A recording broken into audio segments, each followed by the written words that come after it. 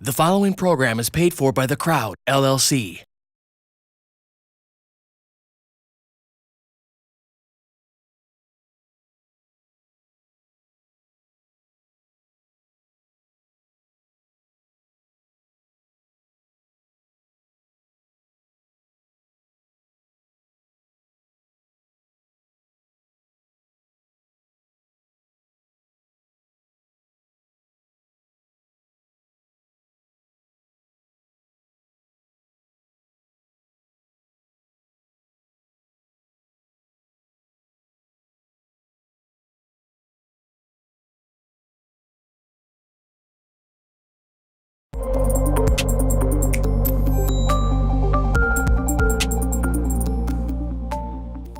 Hello and welcome to The Crowd Live, where ideas meet opportunity. I'm Ross Westgate, and this week we're in one of my favourite cities in the world, Chicago.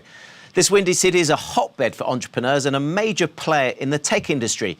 It boasts the top 2 MBA programs in the world. The result, a surge in startups for whom this really is sweet home Chicago. Today we're joined by a handful of local budding business people who really believe they have what it takes to stand out in the crowd. But to do that, they have to face our own crack team of interrogators, experts in their own fields, who know what it is to launch a great idea, or more importantly, back it. Joining me in the studio, Dave Culver, CEO of VentureShot, and Suzanne Reed, President of Chicago Archangels. Welcome to you both. Thanks very much, Dave, for joining us. Thanks, Ross. Dave, we've got some entrepreneurs today that the group in VentureShot have already backed. What does it take to get that backing? Well, we really love entrepreneurs who have a real passion for what they're doing and some expertise in it, that are focused on revenue and then focused on a business that can scale tremendously. And Suzanne, for the angels in your network, what are the thresholds that have to be met?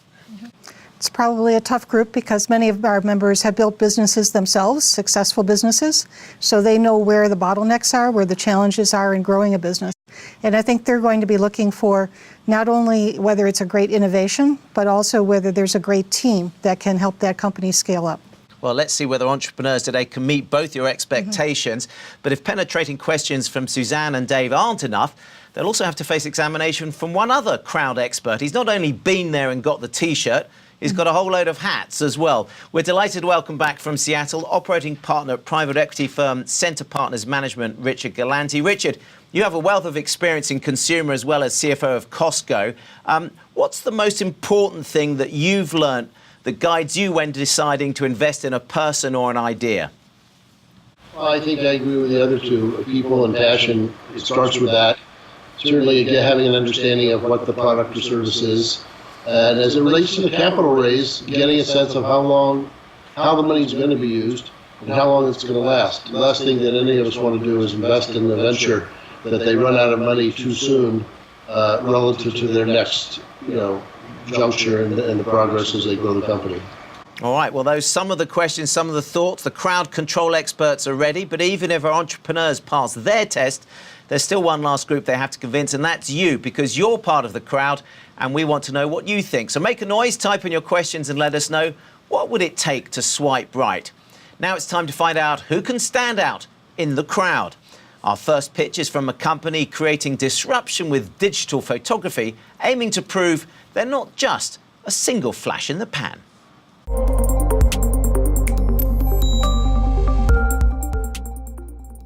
Hello, my name's Lance, and I'm the founder of Digital Springboard. I want to show you how we're disrupting the $1.3 billion global photo booth industry. Our freeze-frame photo booth 3D snapshot takes just 5 small event bookings to turn a profit. Let me show you how.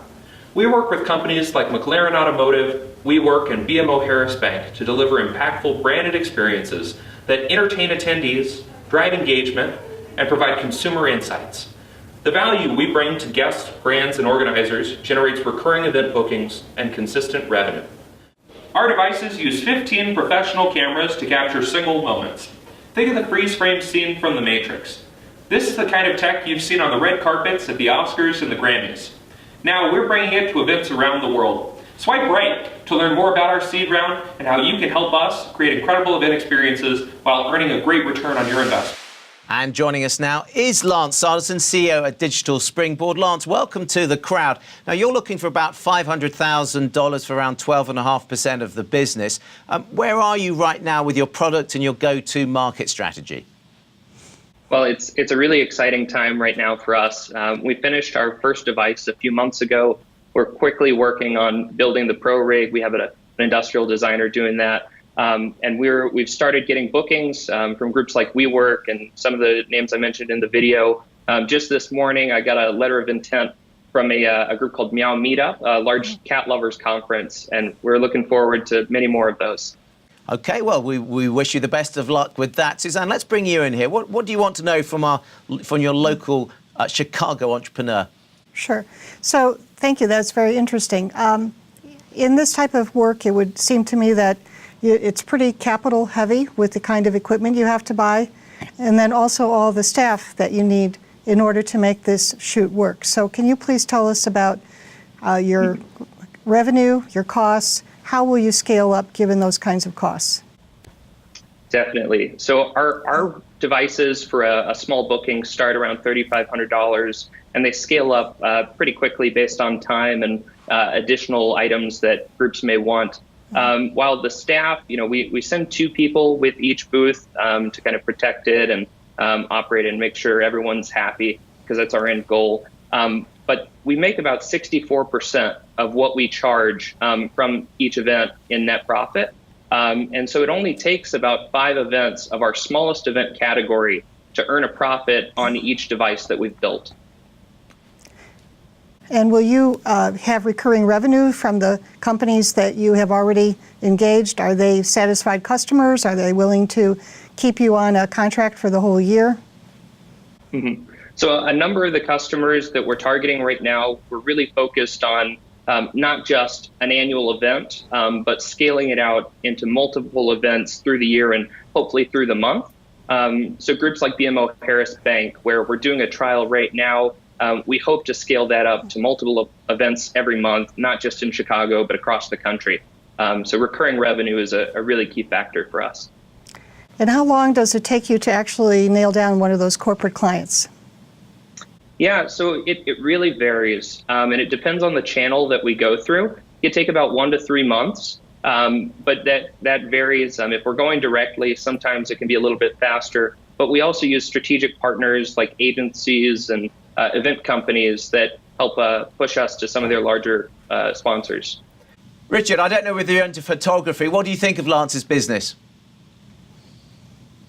Hi, Lance. Well, I'm a better finance person than a photographer, but I certainly enjoy looking at photography. Lance, a couple questions. What is the takeaway when you're at an event, let's say the cat event? Are all the participants leaving with a 3D photo of their cat? Yeah, so that's the end goal. We really want to give them experiences that they're able to show off after the event. So they sign into our digital kiosk with a phone number or an email address. We send them the file in multiple formats, so a GIF and a video. In addition, we're also able to print the center image if an event wants us to do that on site. Okay. And the other question I had was, as it relates to, it looks like it's about $15,000 or $20,000 based on your discussion earlier for a new rig, and you look to get into 2 or 3 markets. Is one of the are you talking about geographic markets? Yeah, so right now we're looking at some of the top event cities in the U.S., certainly Atlanta, Dallas, areas like San Francisco that have really high volume events, but also really large corporate partners that are able to fund things like us at different events. Dave, let's just bring you in here because part of your group has already put some money into. What's the attraction here? What have they got to do next? Right. Hi, Lance. What I think is very attractive to us is the ability to expand this without taking too much money because of the great cash flows. So can you say your long-term goal for about how many cities you'd like to be in eventually? Yeah, so we've identified about 100 top cities in the U.S. that we believe would be at least $1 million in potential revenue. And then we start to look at some of the lower tier cities that could certainly support 500,000 or more in revenue, in addition to foreign markets. So I think it's a really big opportunity. And like I said in the video, the global market is over $1.3 billion for this year. Great. And this doesn't take a lot of time, effort, and energy to bring these rigs around because they're pretty portable, right? Yes, that's been the whole goal in designing them. We've done all the hardware and the software in-house, and so that's allowed us to really focus on portability and make it so that while our Pro rig takes 2 people to move around, our Micro rig is designed to be able to take on a plane. Lance, who's your competitors? Yeah, so there are a few different kinds of groups. The largest that we really focus on are traditional photo booths. Groups that, they're cheap photo booths that they, try to go to as many events as possible. And we are working to, provide a more premium product. Some of those are doing $4 or $5 million in each of these top tier cities. So it's a nice opportunity to break into. And how did you get in? What's your personal story? How did you get into this business? Mm-hmm. So I started a photography company when I was just 15, and that kind of evolved over the years. I joined with different people, learned the industry, shot for people like Malcolm Gladwell, and over time realized that it's really important to find a differentiator and find ways to provide value to clients that have money. And really, so we developed this product out of a few different ideas. We've seen some work that Intel has done with a similar concept for one-off events, and we've worked to kind of bring it to the mass market. Lance, really good to have you on The Crowd today. Thanks so much for joining us. Lance Sanders, the CEO at Digital Springboard. So that's our first pitch down. Let's remind you at home just how The Crowd actually works. The Crowd is a platform literally open to anyone with 2 big advantages. For entrepreneurs, it doesn't matter who you know or where you come from. The only thing investors care about is the quality of your idea and your ability to execute it. For investors, it dramatically cuts the time needed to find the best new business ideas from anywhere in the world. Since it launched, The Crowd has already helped connect a staggering $1.35 million for 40 startups. So get cracking. Who knows, the next big idea could be just a swipe away. Now, our next entrepreneur aims to become a leading temporary staffing agency, starting out by servicing the maintenance needs of property managers and landlords.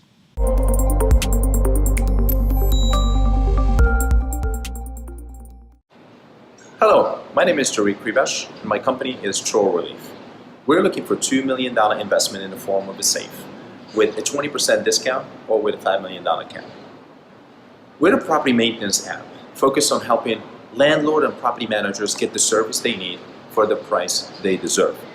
We're bringing together property managers, landlord with a provider through a cloud-based app, and we make money by taking 20% transaction fee from each job. Now, with the growing population of renters, there's a constant need for owners to find professional help easily and cost-effectively to maintain their properties. And what's unique about Chore Relief is that user can suggest a budget for the job, and a contractor now get the opportunity to bid on a job or accept it as is. This provides transparency for both parties while providing a freedom and flexibility. Our competition are much more of a database driven. They set the prices and the customer have no choice but to hire someone within those rates.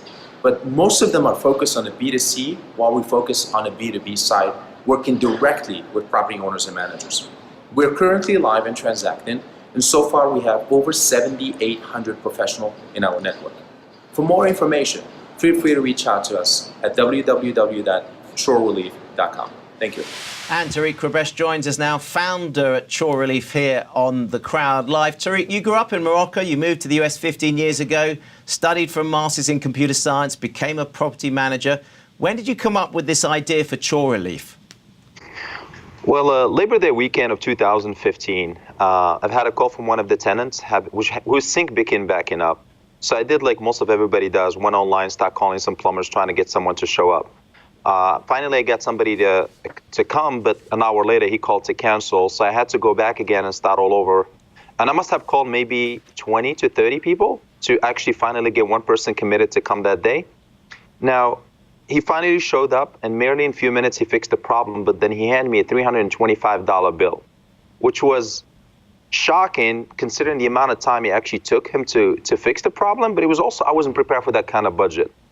And it made me thinking, maybe this guy was making way more money than I am with being a plumber than me having a master's degree. I should have been a plumber.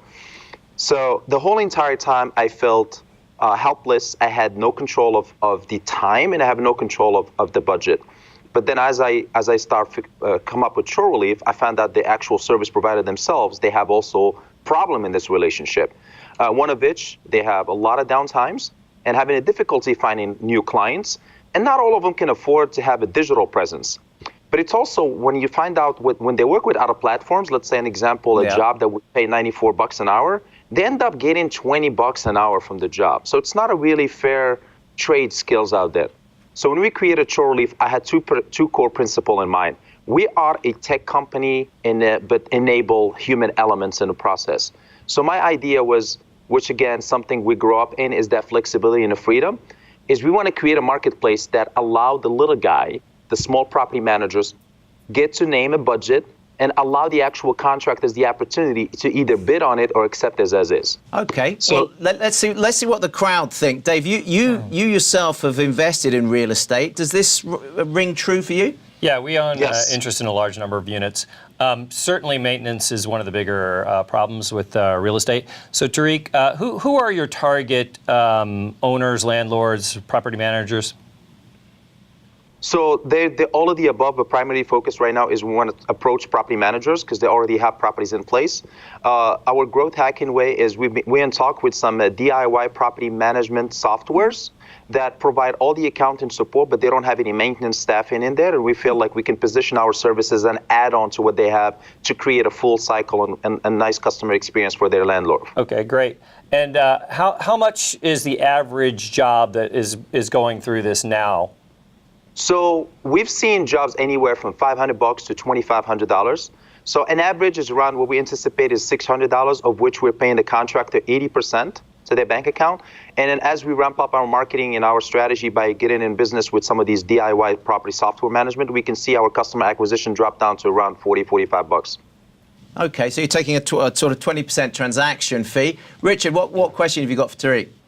In terms of Chore Relief, you're the founder. Do you have other employees or partners? Yeah, I have two gentlemen here in the room, and we have a full technology staffing offshore. But one thing I want to add on in terms of the actual technology, we've got about 7,800 contractors already signed up in our platform, and we've done about a little over 50K in terms of transactions year to date. How do you vet the service providers, the contractors that you engage with? So we have a review and a vetting system in place. Anytime there is a job that takes place, the customer, they leave a star ratings and a feedback. It's the same question that everybody in the space already does. I mean, you can't tell if they actually qualified or not, but we do know that there's some people that are in a platform, they've been doing business for over 20 years. You're looking for 2 million, right? At a sort of a cap at 5 million. Where are you in your revenue stage at the moment, Tariq? We're generating some revenue, and we also, I think that some of the elements for us, since we're a B2B business, not a B2C like most of the other competitors, our primary growth hack is basically trying to get into finding up a sort of an affiliate program or some revenue share with some of these DIY software that handle all the accounting, and collectively they have a little over 2 million properties already. So there are a number of companies that are in this platform service area. How do you plan to build a moat around this so that someone else doesn't come in who already has the customer base or the platform? Well, it's hard for big companies to pivot from what they were. TaskRabbit tried to do that and it backfired at them. That was not part of the core principle or the belief. We are the foundation of our company is about that ecosystem of creating the marketplace. I myself grew up in a country where we are embracing the flexibility and negotiation. Some of the elements that people here are not so much used to. So the challenge that is to change that old habit and finally tell people, hey, you don't have to pay what you were told, you can pay what you can afford. And we're taking that offer and then we're passing it to the contractor, which by the way, we've had a focus group face-to-face with them to understand what are some of their pain. And one of the elements that they want is like they have up and down in their business, and they want to be able at least to see what the client is willing to pay and make sense for themselves if this is really makes sense for me to bid on it or not. Tariq, if you had the $2 million in your bank account tomorrow, what would you be doing over the next 6 to 9 months with the money? So we anticipated spending about 30% of the funds to further develop the technology to integrate it with some of these DIY management softwares already. We feel that the focus would be in providing a relationship and customer support toward clients. And in order to grow a digital and physical presence, we need to have a brand. Tariq, really good to see you. Thanks very much indeed for joining us on The Crowd. Tariq Kribesh, founder at Chore Relief. Now, Thank you. Just good to see you. Now, just a reminder, The Crowd is an enabler. It allows entrepreneurs, as we've seen, to connect directly with potential investors. But it must be said that no endorsement of either any person or business that appears on The Crowd is implied simply by their participation on the show. Now, our next entrepreneur wants to revolutionise the auto dealer experience by helping them relate to customer data as more than just numbers on a spreadsheet.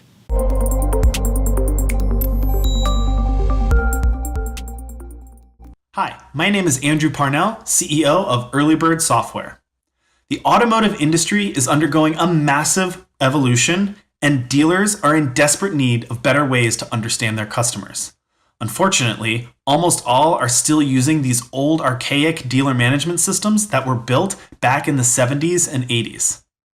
We have developed a cloud data platform that integrates directly with these old dealer systems, but pulls the data into the cloud and uses advanced analytics to automate the reporting and analysis. Over the last 3 years, our clients have seen an increase in more than $400 million and a dramatic improvement in their operational efficiency. Our revenues are averaging about $700,000 a year through monthly engagements. And we are seeking a $500,000 equity round in order to help scale our sales and technology, which will allow us to make a better improvement on the dealership experience nationwide. And joining us now is Andrew Parnell, CEO at Early Bird Software. Andrew, welcome to The Crowd Live. Thanks for joining us. You talk about, with your data management, about putting a people-first approach. What do you mean by that? Well, thank you, Ross, for having me, and great question. So the reason I say a people-first approach is that in the technology industry, a lot of people have off-the-shelf solutions where they try to fit a square peg in a round hole, and hopefully it fits into those customers. We take a slightly different approach where we built the platform, the service level online, the cloud technology that allows different implementations, different modules, different algorithms to be built in on top of that, because each dealership has a different approach and they all have a different problem set. So we take each dealership individually, understand what their need is, and then build the modules appropriately on top of the software to enable them to succeed. All right, interesting concept. Suzanne, what do you want to ask? I think it's a really interesting concept. It seems like a vast opportunity there. But can you give me an example of what you have done for a particular dealership that enabled them to realize all these savings and efficiencies? Absolutely, I'd love to. Thank you, Suzanne. There is a large auto dealership, one of the top 20 in the country, based on the West Coast, and about $2 billion in revenue. And one of the problems, for example, that they were having was understanding their customer loyalty. They didn't really have a measure or data or way to tell who was a loyal customer, who wasn't, and who might become loyal in the future. So by bringing all their data together, writing some algorithms and doing some predictive analysis, we were not only able to score which of their customers, how loyal were they, but enabled to future predict new customers coming in, who was most likely to become a repeat loyal customer, who wasn't, and what they could do to create more loyal customers in the future. So do you find that the dealers that are using your platform want to keep you to themselves, or do they actually, by word of mouth, help you get introduced to other dealers? That's a great question, and that's a good opportunity as well. I think it's a little bit of both. We have seen a little bit that they want to keep the secret sauce to themselves because it's a competitive advantage, but at the same time, they have provided us warm referrals to other dealerships as well and enabled us to grow that way in addition to our outbound sales. Okay, Richard, let's bring you on. You've got a lot of experience with consumer-facing businesses here, and Andrew's trying to help dealers with their consumer-facing business. What do you think? When you talk, Andrew, when you talk about a monthly engagement, is this a monthly fee based on your package of services? It's both, yes. It's both technology and our package of services. And have you had any clients for more than a year yet? Yes, we've had one of our clients, one of our largest dealerships has been about 3 years, and then the others are going on about a year and a half so far. Okay, so you have some renewable proof that it's working so far. Absolutely. And then lastly, with the $500,000, what would you be looking to do? Yep, good question. Primarily two things. First and foremost, sales and marketing. Right now, the sales approach is, as I said, either through referrals or myself as the one salesperson going out and closing new deals. So we'd invest heavily in that, in growing a sales team and strategic partnerships that help us grow a little bit and scale a little bit faster. And then in the technology as well, and grow a few more algorithms, more modules, ways to hit more customers and add really value add to them and help them grow their revenue significantly. Andrew, I just want to ask you, what's your competition? Yeah, that's a great question. So if you saw in the video, a lot of these dealers are using these old systems, these old dealer management systems, they're called. Some of those dealer management systems have tried to do this on their own. But like I said, it's an out-of-the-box system where it's a one-size-fits-all. And their current customers, some of them like it, some of them hate it. So our biggest competition is the traditional players, from 20 years ago trying to get into this space. All right, like Dave's been listening in. He already knows your business quite well because I think there's some partnership with there as well. But Dave, what's the next challenge for Andrew? So I think Andrew, is this a fair statement that if you guys do more work for different dealers, that you actually have more modules that you can build and then replicate across many more dealers and even other industries potentially? Is that a fair statement?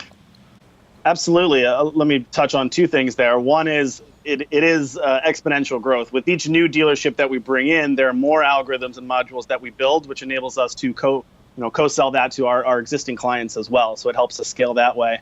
And then to your second question, this is replicable on other industries as well. For the time being, we're staying laser focused on our niche and on our industry right now. But we have had some successful customers, University of Chicago, University of Notre Dame, doing very similar things in the higher education market with alumni data, student data, similar problem there. I think as we grow, that's a good growth potential in addition to the auto industry if we get there. Great. And is there something else you need in addition to investment that you'd be really looking for from the crowd? Yeah, that's a great question, Dave. Thank you. I think that in addition to the capital, what we'd be looking for would be strategic partners and experts in the space. So anyone who has experience in the automotive industry, any experts in that space may be able to connect us with some high-value targets or strategic partnerships would be very valuable. And Andrew, you talked at the beginning, you're looking for 500,000 for about 16%, and you've based that on sort of 5 times annual revenue, which means you're saying you're hitting about £600,000 in revenue. Is that right? What are your forecasts for revenue this year? Correct. Right now, as I said, we're averaging about 700K. We're at about 600K right now for the run rate. I expect in the next 12 months to double that and get to about 1.2 million in run rate. And hopefully by the end of 2020, get double that or triple that, so it gets to 1.8 by the end of 2020. Okay, and then what's the path to profitability? So we're profitable right now. We have about 14% net profit, about 60% on the gross. And what the path to profitability there is really scaling. So we're profitable at the clients we have right now, but with each increased client base, our overhead does not really increase at all. So every new client goes straight to the profit. Suzanne, you getting interested? Yes, I guess one other question I have is, considering all the great things you're doing for dealerships, and I assume it's an agnostic platform that any dealer could use, why wouldn't General Motors or Ford pick this up and distribute it to all of their dealers? I think that would be a great partnership opportunity. The reason they're not right now is that's not the business they're in, and they would have to do that themselves. But I think that's a great potential acquisition target, as well as a strategic partnership, partnering with those with the manufacturers as well. I think that's a great idea. Okay, really good to see you, Andrew. Thanks so much indeed for joining us. Andrew Purnell, CEO of Early Bird Software. Good to see you on the crowd. We wish you all the very best. Thank you. All right. So we've had 3 entrepreneurs already on the show. Let's go back to our experts here. Dave, Suzanne, Richard as well. Richard, out of everybody we've seen so far, who would you be most tempted to back at this particular moment? I like the automotive one, even though I don't understand it completely, because I've got some friends in the automotive business, and I'd like to get their seal of approval in terms of what they think of it. Suzanne, what about you? Who of the three so far are you most excited about? I think the automotive company would be the most interesting, I think, just because the potential is so huge. And also, we all know that the automotive industry is being challenged right now. People are buying fewer cars. So the need is there, and I would think that dealers might be more likely to invest in this at this time. Dave, let's just bring you in two of the businesses you've already backed. So just what do you think Chore Relief would have to do? Chore Relief, they're newer-ish, at least in terms of how long the thing's been out. But getting to groups of landlords or groups of property managers or groups at scale is going to be their big challenge. Okay, Dave, Suzanne, Richard, for now, thank you. And if you, the audience, want to learn more about any of the businesses featured today, straight after the show, all of our amazing entrepreneurs will be standing by to connect with you live. Just go to our website, thecrowd.net, and continue the conversation. Maybe you want to join their mission or offer access to a new market. Whatever it is, don't miss out. Let's get back to it. It was whilst training for his first marathon that our next entrepreneur got his idea for edible cookie dough.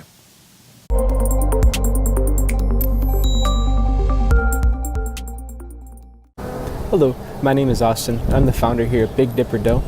What we do, who we are, is we manufacture an edible cookie dough that we sell into ice cream parlors, into grocery stores, as well as into C-stores. Since launching the business in my mom's kitchen here about 3.5 years ago, we've grown from selling our products in one store to about 1,100 so far. We launched this here nationally with 2 major retailers, and we sold at least between 4,000 to 5,000 stores by the end of this year.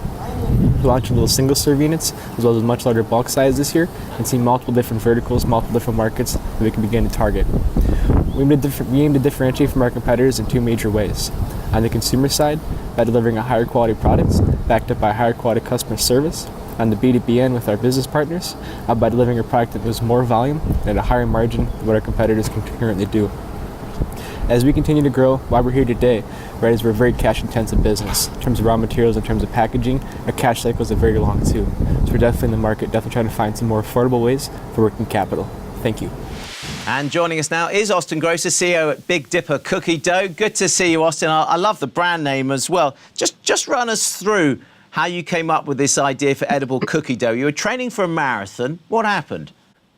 Yeah, so basically I was training my very first marathon, where I was on a real strict diet, eating chicken, rice, broccoli, whatever else. And I was late one night after a hard workout session and was more or less just kind of daydreaming about all the bad stuff I couldn't have, right? All the sugars and the sweets and everything else.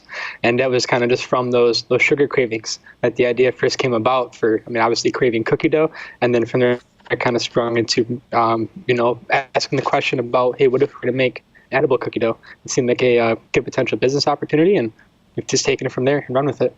All right, and today you're in how many outlets? About 1,100 right now. Okay, let's bring in you, Richard. You've got a lot of experience here with consumer-facing businesses. What do you want to know? First of all, I'm an expert in plenty of cookies and cookie dough. Isn't all cookie dough edible? Yeah, so that's a great question. Right, it's something we hear quite often from consumers, asking about it. With regular cookie dough, there's both raw egg and there's raw flour. So there's an inherent risk with eating those products without being cooked. Right, so in a product like ours, we use no egg and then a pasteurized flour to make it totally safe to eat. Do you manufacture yourself or do you co-pack? We now use a co-packer. And in terms of your desire of funding, and you're looking for inventory financing or factoring, does the co-packer, or what obstacles have you run into, or is this just a new level that you're at now? It's a new level we're at. We've always just funded working capital so far through cash flow. Let's bring in Dave. You've been listening, Dave. What do you think? Yeah, so obviously products like this, if they can become a hit early on, they're big targets for big consumer brands. Austin, can you tell us where you were when you started last year and where you think you'll be in terms of revenue this year? So last year, total revenue, we did $280,000 in sales. And this year seems like a large jump over. We projected to do about $2.4 million in sales. That's great. And where do you think you'd like to expand next? Is there a particular type of store, or is there a particular region, or what are you going for? obviously targeting the large national conventional grocers, but what we're about to be launching as well as a little single serve unit. So it has little built-in spoons designed for a grab-and-go case, things like that. And so at that point, we're targeting the 7-Elevens of the world. Suzanne? My daughter tells me there are many companies selling cookie dough ice cream. I guess she sampled all of them. How do we know that this is not a fad? So definitely the first to admit that that there is going to be some kind of trend wave to this. But on top of that, people have eaten cookie dough for as long as we've been around, right? I mean, growing up as a kid, it was always my favorite treat over making cookies. And we hear from so many of our customers that it was always their favorite, that they prefer raw cookie dough over baked cookies. So there's definitely going to be, some customers that are buying it once and, not going to repeat buying, things like that. We've already seen, a lot of loyalty to our brand from the consumers, both buying it within the grocery stores as well as our B2B partners. Is it the taste that makes you stand out, or is it your processing that makes it safer to eat, that creates that specialness about your brand? How do you stand out? How will you beat off the competition? Yeah, definitely. So we really have, two different customers to tailor to. We have both the actual end consumer, as well as, again, the store buyers, the B2B customers as well. So you have to differentiate, in a couple different manners. But on the consumer standpoint, obviously it's producing a higher quality, a better tasting product. And we've done a couple double-blind taste tests against our 2 largest competitors and have won all 3 of them that we've done so far. And on top of that, too, it's just delivering a higher quality customer service experience, right? If they ever do have an issue, they reach out to us. At this point, we're still at the size where my cell phone number is on our packaging. So if they call us with an issue, they call me directly. So make sure that, that they're handled with, the utmost care, right? And so then they continue to rebuy your product. Who else is in your team? Because that's something that the experts here are always focused on. Who's helping you to build this out? Yeah, definitely. So, I think we're a good example of a 21st century business, right? We run pretty lean, and, I'm truthfully pretty proud of that. Right? I have 2 other people on my team right now. At our peak, when we were manufacturing ourselves, we had 12 people. But so we've gone to a third-party manufacturer. So, if you count them, it's a ton more people, right? But Ashna, who is our CFO, and in a lot of aspects at this point, she's really our COO too. In terms of, we give her all of our sales projections and things like that, and she makes sure we have all the product we need to continue to sell. Make sure obviously the financials are taken care of, the whole 9 yards on that side, so Jacob and I can sell. And then Jacob Suko, who's our VP of Sales. I know I'm focusing a lot more on, say, the strategic growth of the brand through the absolute largest national chains. Jacob is the one who's sitting in the streets, who's knocking the doors, who's making the calls, who's calling hundreds of people a week, to get into all the smaller chains, the individual stores and things like that. So between the 3 of us, we form a tight team. And as we continue to grow, most hires will be on the sales and marketing end. As at this point, that's mostly what we are, is more or less a sales and marketing company for our own brand. Richard, from everything that you've heard from Austin, what else would you need for you to sort of be comfortable with this? They're looking for a loan to help, as you say, for working capital. But what's the key thing for you? Well, I think from a loan standpoint, if they've got purchase orders, it's not as risky as it seems, and I'm happy to offline hook you up with a couple of people to talk to on that side. I think I like the fact, aside from it's a cookie, it's a product I can eat. I like the fact that it's your background. When you had some tragedy in your life at age 11, you picked yourself up and you've got a work ethic. And you got a passion about what you're doing. It's a crowded field. Anything in the refrigerated cooler at the supermarket or the convenience store, it's crowded. The fact that you've gone from 250,000 to 2.5 million in a year means that somebody likes it and somebody's buying it. So I look forward to hearing a little bit more. Okay, well there's an endorsement for you, Austin. So I take that and keep it bagged up. Thanks so much indeed for joining us, Austin Grosser, CEO of Big Dipper Cookie Dough. I think we all want a taste of that one as well. Thanks so much for joining us on The Crowd. Thank you. Now, just a reminder, The Crowd, of course, is just an enabler. It allows entrepreneurs to connect directly with potential investments, but it does mean that no endorsement of either any person or business that appears on The Crowd Live is implied by their simple participation on the show. Now, our next entrepreneur wants to create a national to local media network by connecting brands with community publishers.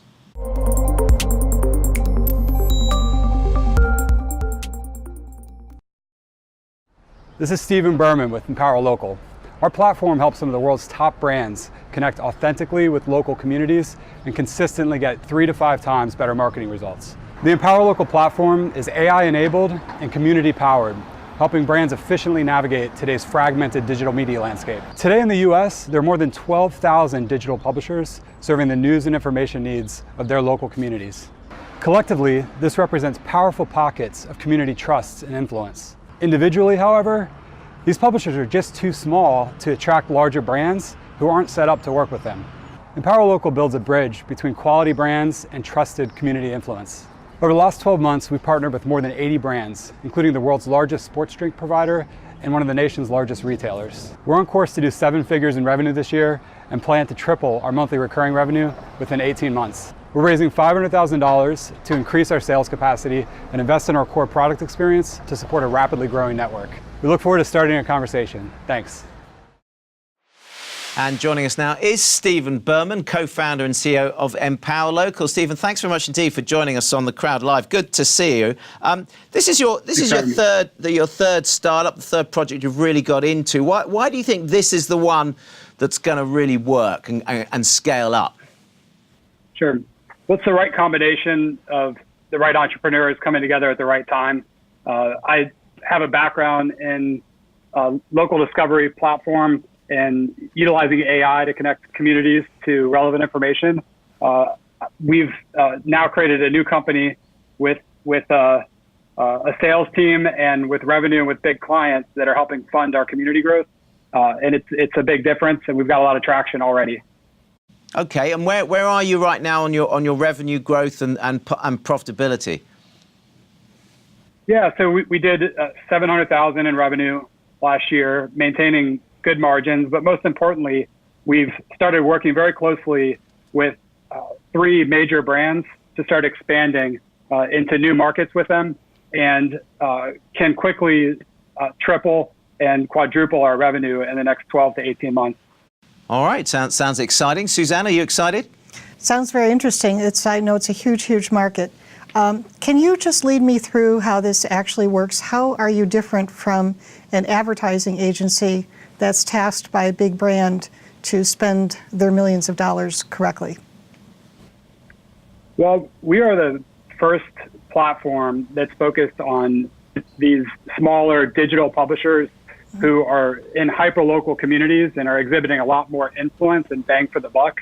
And large brands aren't working with them in an efficient, scalable way right now.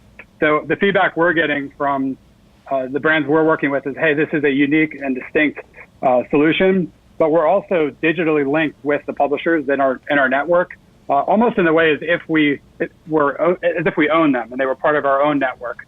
But of course, they're independent, and that helps them preserve their authenticity and influence within their local communities. And can you give us an example of how the brands are using this? What kind of success stories have they had? Sure. So I mentioned that we are working with one of the largest sports drink providers in the U.S. They were running a campaign to drive consumers into a retail location and weren't having a great deal of success. We were able to put this existing campaign, into the context of high school football and a lot of the fanfare around hyper-local football. And we gave them 10x the engagement digitally, but also saw a 12% increase in sales over 3 months. That was really the testimonial for them to ask us to start moving with them into some different markets. All right, let's bring Richard in here as well. Richard, he's connecting on this platform, connecting brands with sort of local influencers and local digital publishers. Would you be interested in that? Well, Stephen, what you said to start with was the whole thing of what kind of lift you got from the types of media marketing or whatever, or the awareness you did in local communities. How in a local community, what would be the biggest publisher or additional information source that would come to you to be part of that? Sure. So we're focused on 3 types of community publishers right now. Regional sports, including high school sports, suburban hyperlocal community news publishers. And then there's this new class of kind of metro lifestyle, social media first publishers who have cropped up over the last 6, 7 years and are tremendously influential, but they're really off the radar for large brands. So that's kind of the core of the type of publishers we're currently focused. And our brand clients are really directing us to the types of publishers and audience that they're most interested in. Stephen, can you relate the story about how the retailers actually pulling together the big CPG brands into like a tailgating package is just one example of the way that the retailers are finding this super valuable and mixing it with the brands? Yeah, this is one of the biggest learnings is we initially thought of our retailers as the customers, but in fact, they're the connectors, right? So as they're increasingly happy with the work that we're doing, drive engagement, they're making recommendations to other brands to work with us. So that's a very important key ingredient in our growth. It's the role that retailers are playing as advocates to extend our market engagements with not just 1 or 2 of their CPG company brands, but 5 or 6 or 10. Steve, I saw just over your right-hand shoulder there's a panel that says investment opportunity. You're looking for, what, $500,000 for about 9% of the business pre-money. What are you going to use the money for? Well, as I mentioned, we're starting to grow with some large brands, and we're developing product experiences and developing our core technology with input from these customers. So, number one, this is allowing us to more rapidly develop our product in ways that are making the whole enterprise more efficient and more scalable. And then secondly, we're building out our team a little bit, our national client services and sales engine that's going to allow us to dramatically increase our revenue opportunities here over the next 12 months. Suzanne, you've heard a little bit about the business. Would you be tempted to be comfortable to put these in front of your investors? Well, it's very interesting. I know that the large companies have such an enormous ad spend that I think their default position, from what I understand, is to go through the big ad agencies. And I also know from talking to some of them that they struggle with how to place the money appropriately. So I guess we'd like to know a little bit more about how this would compete with ad agencies. Would there be possible synergies with ad agencies just to be able to scale up? So yes, so we have been able to work directly with some of our biggest customers, which is fantastic, right? But what we're doing is not competitive with agencies, and we fully expect to start working more closely with them. What we're doing is we're demonstrating that we can solve that challenge you just described to efficiently localize and to do that at scale, and with large enough margins where there's room for, multiple players to be involved, including some great agency partners. All right, Steve, good to see you. Thanks so much for joining us on the Crowd Live. Steve Berman, as co-founder and CEO of Empower Local. I think the crowd approves. Now, our final entrepreneur is targeting consumers who are health and wellness advocates with his range of values-based premium olive oil products.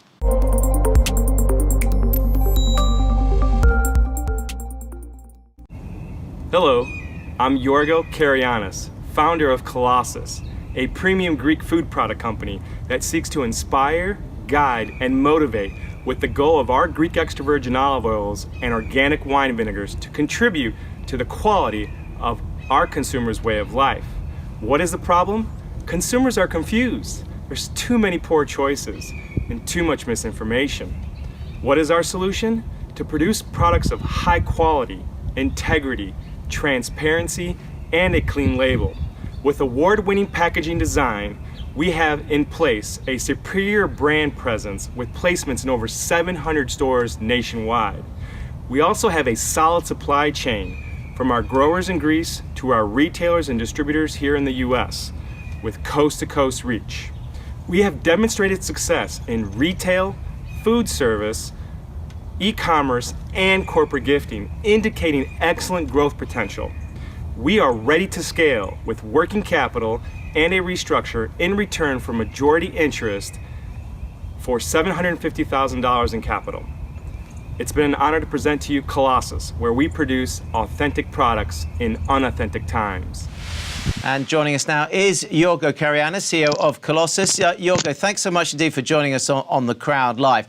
Look, I love it, but why make a business out of olive oil? What is it about olive oil? So olive oil is one of the healthiest foods on the planet. It's a global category. It's a global market. There's been extreme growth that's been driving for the last several years. My ancestors have been using it for thousands of years for several purposes of medicinal and not just for culinary purposes. And the category has been growing throughout these last years, and also continued and projected growth and continued growth for the next several years. Richard, olive oil market is huge, but is that the problem, though? Hi, Georgios. Look, the market is huge, and in some cases fragmented. Georgios, I'm curious, how do you sell the product currently to the 700 stores? Do you have 3 or 4 big accounts? Do you go through a distributor? We do offer our products through the retail channels, through our distributors nationwide. And typically, when you get into a new retailer, what type of requirements do they have on you? Do you have to provide them a certain amount of product up front for free, or how is that? There's the different dynamics and the different business models for every retailer. So we've come across where there's been placement fees or slotting fees or no fees at all. And then just expect us to promotionally support to help create brand awareness and ultimately customer loyalty. And I'm not familiar completely with, I know Greek is certainly a big provider of olive oil. I know in Italy, there's certain regions that are certified. There's certifications, almost like Champagne in the area of Champagne or France. Is there anything like that you have to deal with, or that you certified to show the quality? Correct. Both of our extra virgin olive oil varietals are certified based on their regions they're produced in. So meaning that is they are standardized on quality and flavor attributes that are attributed to those regions that they're grown in. And so they are a product of Greece, but they're also a product of a specific region. Dave, let's bring you in here. What's your experience of consumer-facing business, specifically consumer product businesses? Right. So what we tend to like in consumer product businesses are products that go towards the high end of things, because you're trying not to have a pure commodity. You're trying to use the best ingredients or the most robust flavors or whatever. And I've actually had a chance to taste both the olive oil and like the honey vinegars and things like that, and they're absolutely delicious. Had some at a local Greek restaurant with Yorgo. And so trying to figure out what about the brand can make it really appealing to consumers, and that will, again, make it very appealing to a larger brand to either maybe come acquire it or partner with it or take it on as a huge retailer. What would you need to be more convinced about or to see to sort of potentially get to back it directly? So I'd probably want to, chat with some of the customers and or retailers and find out, how their sell-through is doing, and also really get some feedback from some focus groups or some consumers. And I've tasted it and it's delicious, and it does look at like a premium high-end brand. I'd want to make sure that that's not just me feeling that; it's just a bunch of consumers as well. So Yorgo, can you provide that feedback? Yes, we've had testimonials from Katie out of Chicago that said Colossus olive oil has changed her life forever in view of olive oils. We've been featured in some great publications as far as Martha Stewart Living, Wall Street Journal, also in Food and Wine.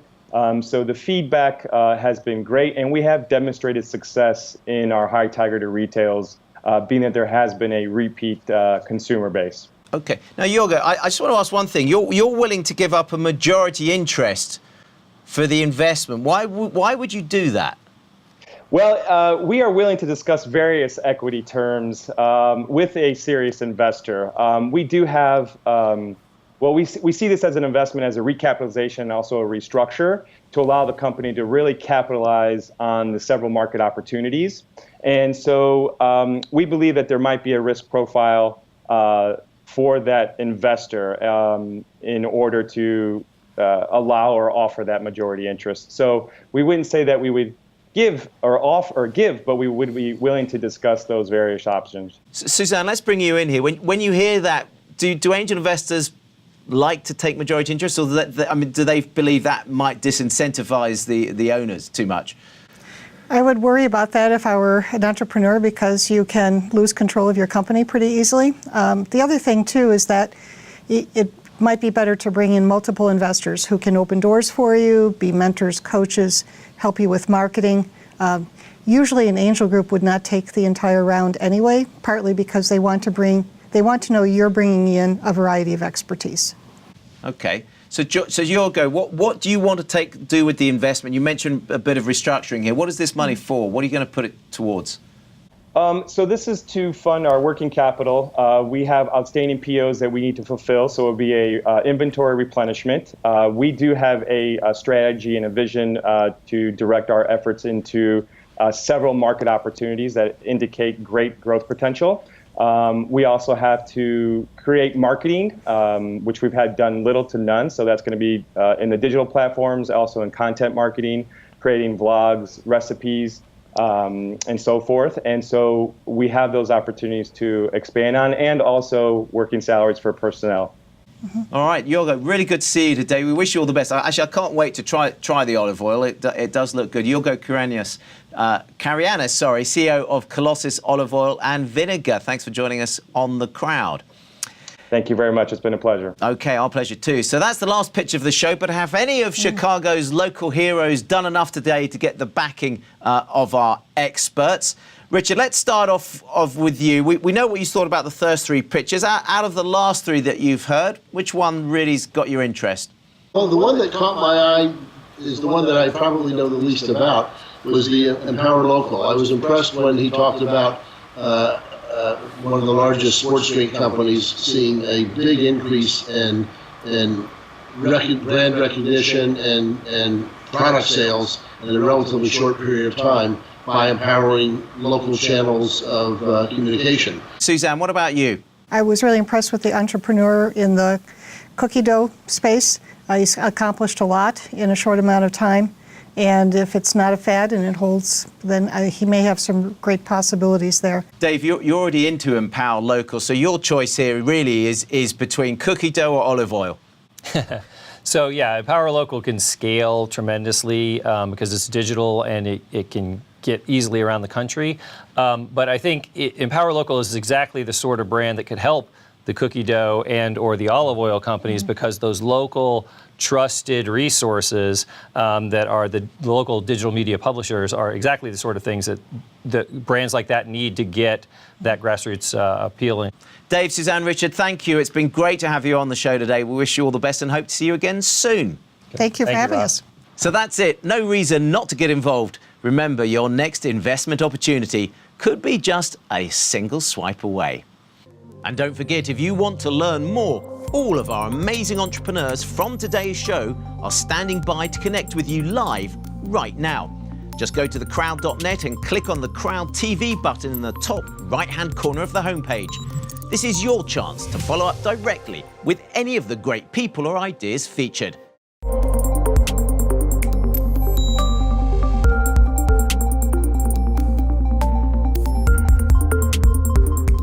The previous program was paid for by The Crowd, LLC.